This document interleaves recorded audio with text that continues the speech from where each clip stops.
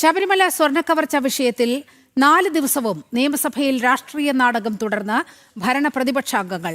പ്രതിപക്ഷ പ്രതിഷേധം കലുഷിതമായതോടെ ചോദ്യോത്തരവേള റദ്ദാക്കി സ്പീക്കർ. പ്രതിപക്ഷ പ്രതിഷേധത്തിനിടയിലും ഏകപക്ഷീയമായി ധനവിനിയോഗ ബിൽ ഭരണപക്ഷം പാസാക്കി. ഇടക്കാലത്തേക്ക് ഇന്ന് പിരിഞ്ഞ നിയമസഭാ സമ്മേളനം ഇനി ഫെബ്രുവരി 23-ന് പുനരാരംഭിക്കും. ശബരിമല സ്വർണ്ണ കവർച്ചയിൽ തുടർച്ചയായ 4-ാം ദിവസവും നിയമസഭാ സമ്മേളനം കലുഷിതമായിരുന്നു. പ്രതിഷേധ മാർച്ചുമായാണ് പ്രതിപക്ഷാംഗങ്ങൾ ഇന്ന് നിയമസഭയിലേക്ക് എത്തിയത്.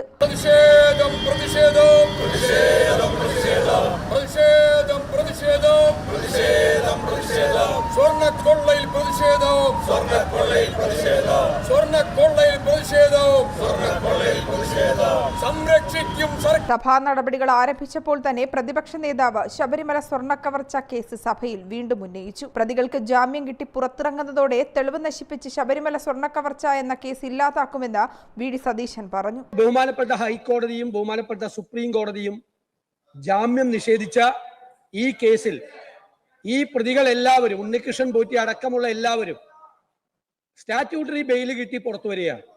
കഴിഞ്ഞ 90 ദിവസമായിട്ട് ഒരു പ്രാഥമികമായ കുറ്റപത്രം പോലും സമർപ്പിക്കാൻ കഴിയാതെയാണ് ഇതിന്റെ സ്പെഷ്യൽ ഇൻവെസ്റ്റിഗേഷൻ ടീം നിൽക്കുന്നത്.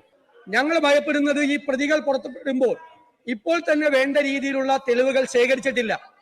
ഈ പ്രതികൾ പുറത്തിറങ്ങി കഴിയുമ്പോൾ ഈ തെളിവുകൾ മുഴുവൻ നശിപ്പിക്കപ്പെടും.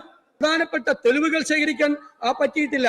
സാർ, ഈ പ്രതികൾ കൂടി പുറത്തിറങ്ങിയാൽ മുഴുവൻ തെളിവുകൾ നശിപ്പിക്കപ്പെട്ട് ശബരിമല സ്വർണ്ണ